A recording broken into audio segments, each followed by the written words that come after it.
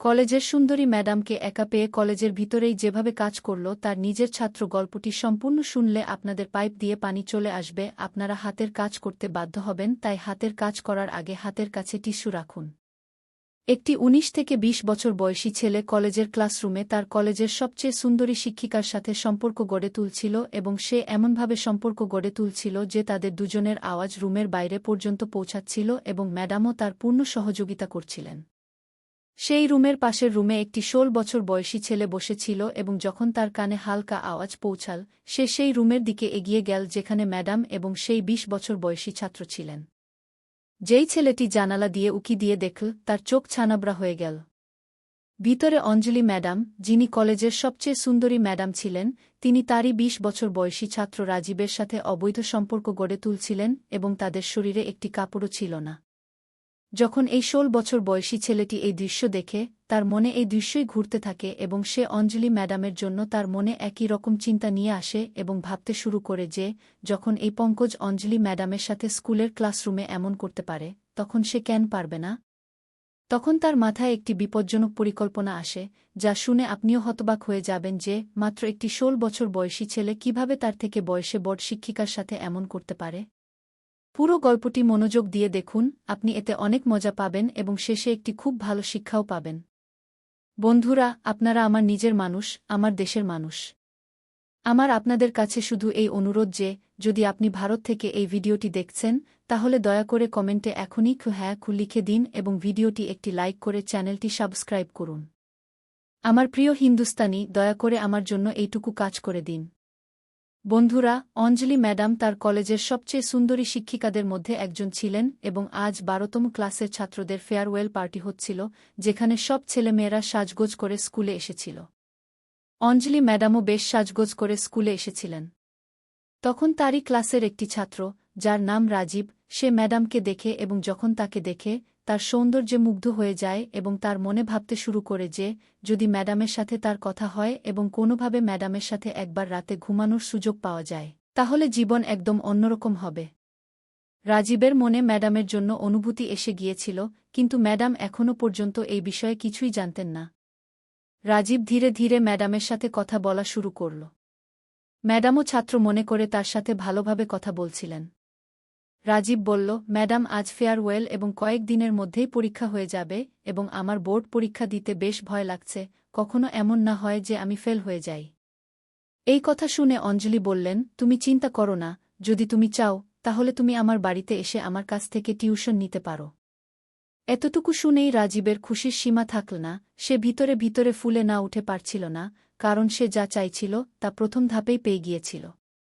রাজীব তৎক্ষণাৎ জিজ্ঞাসা করল, ম্যাডাম, আমি কখন থেকে আপনার কাছ? তৎক্ষণাৎ রাজীব জিজ্ঞাসা করল, ম্যাডাম, বাড়িতে আপনাকে ছাড়া আর কেউ দেখা যাচ্ছে না? তখন অঞ্জলি ম্যাডাম বললেন, আমার বিয়ের ১ বছর আগে আমার স্বামীর একটি দুর্ঘটনায় মৃত্যু হয়েছিল।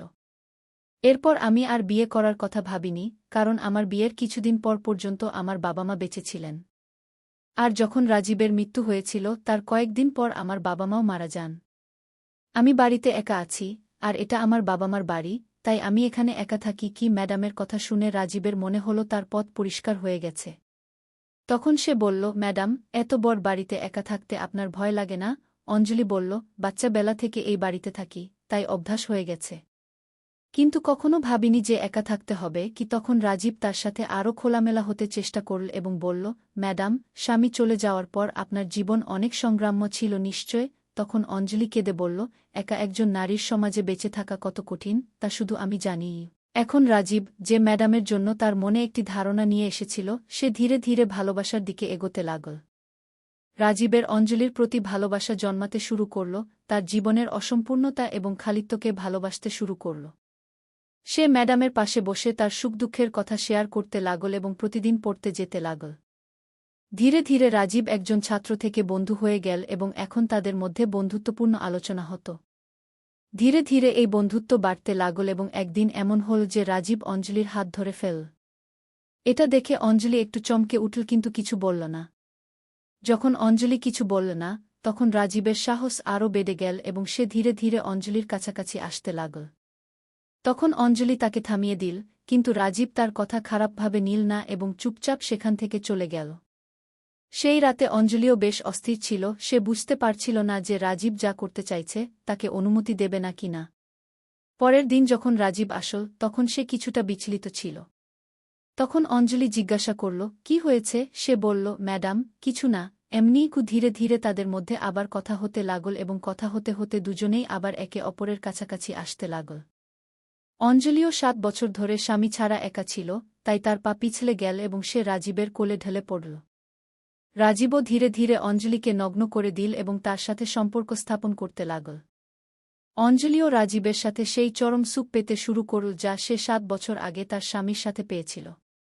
সে পুরোপুরি সহযোগিতা করছিল এবং খোলামেলা উপভোগ করছিল। রাজীব বাড়ি থেকে 1 ঘণ্টার কোচিং বলে বেরিয়েছিল, কিন্তু আজ অঞ্জলির সাথে তার 5 ঘণ্টা কেটে গেল এবং তারা দুজনেই বাড়িতে একে অপরের সাথে তাদের হৃদয়ের ইচ্ছা পূরণ করছিল। রাজীবের পারফরম্যান্স বেশ উচ্চমানের ছিল, যার কারণে অঞ্জলিও খুব খুশি হচ্ছিল এবং পুরোপুরি সহযোগিতা করছিল। এখন এই প্রক্রিয়া তাদের মধ্যে প্রতিদিনের হয়ে গিয়েছিল। রাজীব প্রতিদিন কোচিংয়ের জন্য অঞ্জলির বাড়ি যেত এবং তার সাথে এই কাজ করত। এখন তারা দুজনেই শিক্ষক এবং ছাত্র না থেকে গার্লফ্রেন্ড এবং বয়ফ্রেন্ড হয়ে গিয়েছিল। কিন্তু এই ধরনের সম্পর্ক হলে মানুষ তা বুঝে ফেলে। কলেজে যখন অঞ্জলি পড়াত তখন তার মনোযোগ রাজীবের দিকেই বেশি থাকত, তাই ক্লাসের অন্যান্য ছাত্ররা কিছু না কিছু বাধা দেওয়ার চেষ্টা করত অথবা তাদের নাম নিয়ে হাসাহাসি করত। একদিন রাজীব বলল, অঞ্জলি, ক্লাস শেষ হওয়ার পর আমি তোমার সাথে আজই এই ক্লাসরুমে দেখা করব, আমার জন্য অপেক্ষা করবে কি? তখন অঞ্জলি বলল, তুমি সন্ধ্যায় বাড়ি চলে আসো, এখানে থাকতে অনেক সমস্যা হতে পারে কি? রাজীব বলল, বাড়ি আসতে এখনও 4 ঘণ্টা বাকি, কিন্তু আমি তোমার সাথে এখনই দেখা করতে চাই। অঞ্জলিও রাজীবকে অনেক পছন্দ করতে শুরু করেছিল, তাই সে তার কথা মেনে নিল এবং সেই ক্লাসরুমেই রাজীবের সাথে সম্পর্ক স্থাপন করতে লাগল। এখন কলেজে এমন হয়ে গিয়েছিল যে তাদের সাহস বেড়ে গিয়েছিল এবং প্রায় প্রতিদিন তারা এই ধরনের কাজ করত। কিন্তু একদিন পাশের রুমে একটি 16 বছরের ছেলে কোনো কাজে আটকে গিয়েছিল, কারণ স্কুল ছুটির পর সব ছাত্ররা একসাথে দ্রুত চলে যাওয়ার চেষ্টা করত এবং সেই সময়ে অঞ্জলি এবং রাজীব দেখা করত। কিন্তু আজ তাদের ভাগ্য খারাপ ছিল যে পাশের রুমে আরেকটি ছেলে উপস্থিত ছিল এবং যখন তারা দুজন রুমের সম্পর্ক স্থাপন করছিল তখন সেই ছেলে তাদের রুমের কাছে চলে আসে এবং তাদেরকে একটি আপত্তিকর অবস্থায় দেখে ফেলে। যখন রাজীব দেখল যে কেউ জানালা দিয়ে উকি দিয়ে তাকে দেখছে, তখন সে বুঝে গেল এবং দ্রুত ঘর থেকে বেরিয়ে এল। তখন সে সেই ছেলেটিকে বোঝানোর চেষ্টা করল। ছেলেটি মানতে রাজি হল, কিন্তু বাড়ি ফিরে তার মাথায় অন্য কিছু চলতে লাগল। পরের দিন সে অঞ্জলি ম্যাডামের কাছে গিয়ে বলল, আপনি গতকাল যা রাজীব ভাইয়ার সাথে এই ক্লাসরুমে করছিলেন, আজ আপনাকে তা আমার সাথেও করতে হবে। ছেলেটির কথা শুনে অঞ্জলির পায়ের নিচে মাটি সরে গেল। সে ভাবল, মাত্র 16 বছরের একটি ছেলে এ ধরনের কথা কিভাবে বলছে। অঞ্জলি তার উপর রেগে গেল। তখন ছেলেটিও রেগে বলল, আপনি যদি আমার কথা না মানেন তাহলে আমি আপনাদের দুজনের কাজ পুরো কলেজে বলে দেব কি? এখন অঞ্জলি খুব টেনশনে পড়ে গেল এবং সে তড়িঘড়ি ফোন করে রাজীবকে এই কথা জানাল। রাজীব বলল, আপনাকে তার থেকে ভয় পাওয়ার দরকার নেই। তখন অঞ্জলি বলল, সে যদি সবাইকে বলে দেয় তাহলে কি হবে?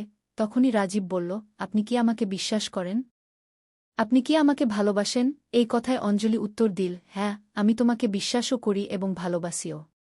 কিন্তু যদি এই ছেলেটি সবাইকে সব বলে দেয় তাহলে কি হবে? তখন রাজীব বলল, আমি তোমাকে বিয়ে করতে চাই। এতটা শুনে অঞ্জলির কিছুটা ধাক্কা লাগল এবং সে বলল, তুমি এ কি বলছ?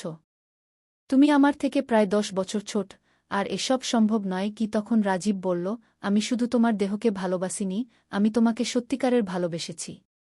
যদি তুমি আমাকে বিয়ে করতে চাও তাহলে আমি আমার পরিবারের সাথে এই বিষয়ে কথা বলতে প্রস্তুত কি? তার কথা শুনে অঞ্জলির মনেও আবার বিয়ে করার ইচ্ছা জেগে উঠল, কিন্তু সে ভাবছিল, কেউ যদি এই সম্পর্ক দেখে তাহলে কি বলবে?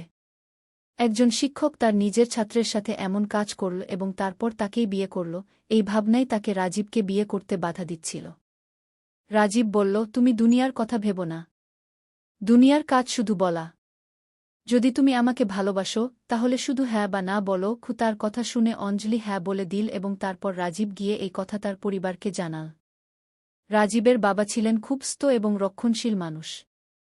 তিনি এসব বিষয়ে সবসময় ঘৃণা করতেন। যখন ছেলে এমন কথা বলল তখন বাবা খুব রেগে গেলেন এবং তাকে ডাকতে লাগলেন। কিন্তু রাজীব অঞ্জলিকে সত্যিকারের ভালোবাসত এবং সে ঠিক করেছিল যে সে অঞ্জলিকেই বিয়ে করবে, কারণ তার মন তাকে বলছিল যে অঞ্জলি কোনো খারাপ মেয়ে নয়, ভাগ্য তার সাথে খারাপ ব্যবহার করেছে। আর যখন সে তার জীবনে এসেছে তখন কেন তাকেই তার স্ত্রী বানাবে না? রাজীব অনেক দিন ধরে অস্থির থাকল, খাওয়া দাওয়া ছেড়ে দিল, শরীর অনেক দুর্বল হয়ে গেল। তখন বাবারও বুঝতে শুরু করল যে হয়তো তার ছেলে অঞ্জলি ছাড়া থাকতে পারবে না, তাই তিনিও রাজি হয়ে গেলেন। তারপর রাজীব ও অঞ্জলি সুখে বিয়ে করল। এখন রাজীব তার স্ত্রীর সাথে তার বাড়িতে সুখী জীবন যাপন করছে। বন্ধুরা, এই গল্পে কোনো অপরাধ তো হয়নি, কিন্তু যে ছেলেটি তাদের দুজনকে দেখেছিল তার চিন্তাভাবনা এত কম বয়সেই এত খারাপ ছিল। রাজীব পরে তাকে বোঝাল, তখন সে রাজীবের কথা বুঝতে পারল এবং কথায় কথায় ছেলেটি তার পরিকল্পনা জানাল, যা কিছুটা এমন ছিল। ছেলেটি ভেবেছিল যে সে তার ৪-৫ বন্ধুকে নিয়ে ম্যাডামের বাড়িতে যাবে এবং যদি ম্যাডাম রাজি হন তো ভালো, আর যদি না হন তাহলে সে তার বন্ধুদের সাথে ম্যাডামের সাথে খারাপ কাজ করবে। এত ছোট বাচ্চাদের মাথায় কিভাবে এমন মানসিকতা তৈরি হয়? কিন্তু রাজীব কিছু না বলে খুব ভালোবেসে তাকে বোঝাল এবং ঠিকভাবে কথা বলে বলল, আমি তাকে ভালোবাসি এবং সে আমার স্ত্রী। ও এভাবে যখন তাকে বোঝানো হলো তখন সে বুঝতে পারল। আর আজ, যেমন আমরা বলেছি, রাজীব তার জীবন ভালোভাবে কাটাচ্ছে, তার কোনো সমস্যা নেই, কারণ বাড়িতে টাকা-পয়সার অভাব নেই। ম্যাডামও তার জীবন যাপনের জন্য একটি সহায়তা পেল এবং রাজীবও অঞ্জলিকে তার স্ত্রী হিসেবে পেয়ে খুব খুশি। বন্ধুরা, গল্পটি আপনাদের কেমন লাগলো কমেন্ট করে জানাবেন। বন্ধুরা, এই গল্প শোনার উদ্দেশ্য কারও মনে আঘাত দেওয়া নয়, কারও অনুভূতিতে আঘাত দেওয়া নয়, কোনো ধরনের অনৈতিকতা বা অশ্লীলতাকে উৎসাহিত করা নয়। এই গল্পের উদ্দেশ্য সমাজে ঘটে যাওয়া এই ধরনের সমস্যা সম্পর্কে সচেতনতা তৈরি করা। এই গল্পের মাধ্যমে আমরা একটি শিক্ষামূলক বার্তা দিতে চাই যে সমাজে এই ধরনের সমস্যাও অনেক জায়গায় এই পরিস্থিতির মাধ্যমে সাধারণ মানুষকে বোঝানোর চেষ্টা করা হচ্ছে যাতে তারা তাদের চিন্তাভাবনা বিকশিত করতে পারে। এটি ছিল মূল উদ্দেশ্য। আমরা একই ধরনের অন্য কোনো নতুন গল্পে আবার দেখা হবে, ততক্ষণ পর্যন্ত ধন্যবাদ।